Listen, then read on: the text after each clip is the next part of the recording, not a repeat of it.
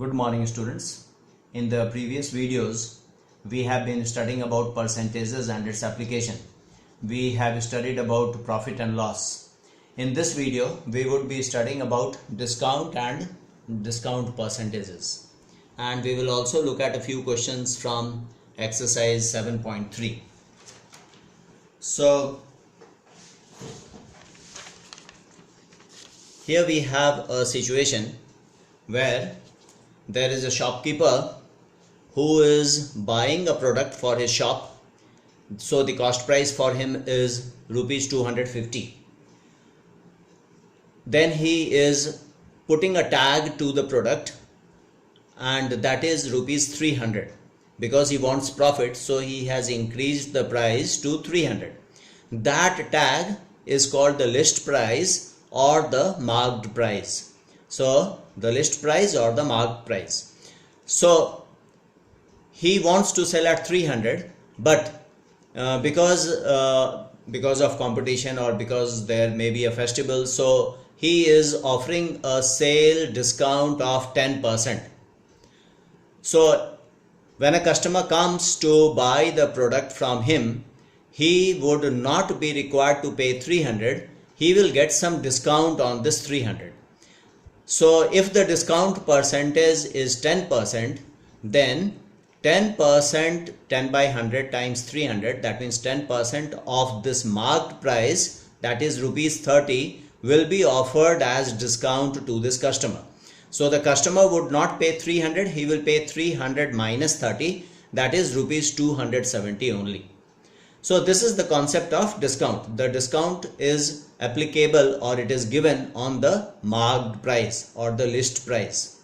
So what is marked price? The price printed on an article or written on a slip attached to it is called its marked price or listed price. Discount is given on the marked price. You have to remember that. Now, what is discount? The amount deducted from the marked price is called discount. So here the amount deducted was rupees 30.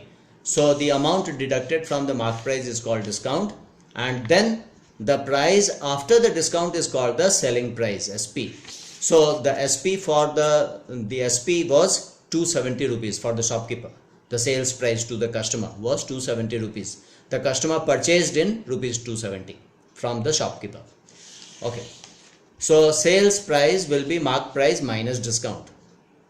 So if discount is D%, so D% will be applicable on the marked price. So D by 100 into marked price. So and then that amount will be minus from the marked price. So MP is common. So we take MP, that is marked price, common. So in the bracket we have 1 minus D by 100. If we write it as a single fraction, it will become 100 minus D by 100. So D is the discount percentage, that is a reduction. So that's why there is a minus sign. 100 minus D over 100 is the multiplying factor.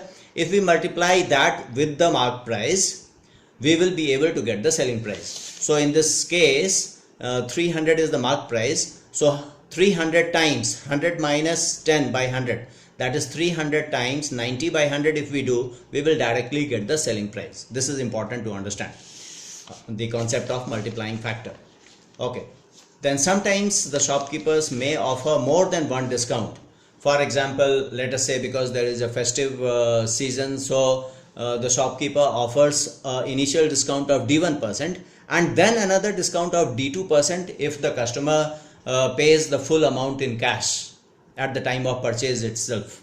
So there is a successive discount. So the overall discount would become 100 minus D1 by 100 times 100 minus D2 by 100. So if the marked price is MP, then the selling price would be MP times 100 minus D1 by 100 times 100 minus D2 by 100. So the important thing is the multiplying factor concept. Okay. Now let's look at some questions from exercise 7.3, which will further clarify these concepts of discount. Let's look at question number 3 in exercise 7.3. A notebook is marked at rupees 30.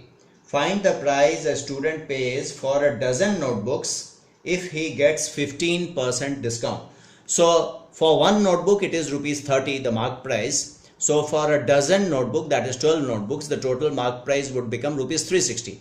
Now the shopkeeper is offering 15% discount on a dozen notebook. So the multiplying factor for this 15% discount would be 100 minus 15 by 100, that is 85 by 100, times the total mark price. Discount is applicable on the mark price, so we get rupees 306.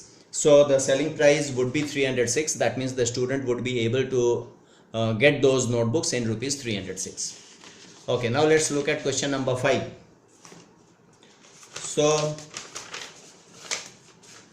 the list price of an article is rupees 800 and a dealer is selling it at a discount of 20%. So marked price or list price is 800 and the dealer is selling it at a discount of 20%. Find the selling price of the article. So list price or marked price, on that we will apply the discount. 20% discount means 100 minus 20 by 100. So that will be 80 by 100. So 800 times 80 by 100 will give rupees 640. So the selling price would be rupees 640. Now the cost price of the article, if he makes 25% profit on selling it, by selling at this price he is making a profit of 25%. So what is the cost price? So we know the selling price, we know the profit percent, we can find the selling price. So 25% profit means the selling price is 25% more than cost price. Then only he is able to get a profit. So the cost price has to be increased by 25%. So cost price into 100 plus 25 by 100 will give the selling price. So 640, which is the selling price, is equal to cost price into 125 by 100. So we will get cost price by cross multiplication and by solving this equation. Cost price is equal to rupees 512. Okay, now let's look at question number 12. Two dealers have marked an article at the same price.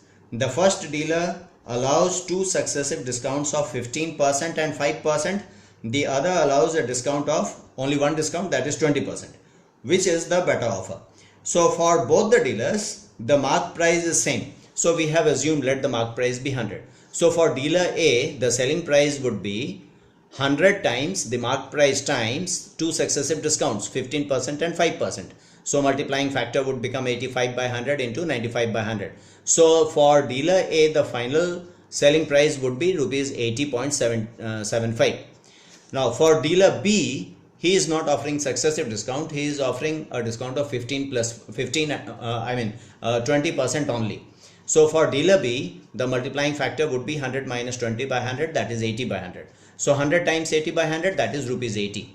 So the selling price for dealer A is 80.75. So if I go to dealer A, I'll have to pay this much. For dealer B, I'll have to pay rupees 80 only. So the offer of dealer B is better because customer will have to pay lesser in case of dealer B.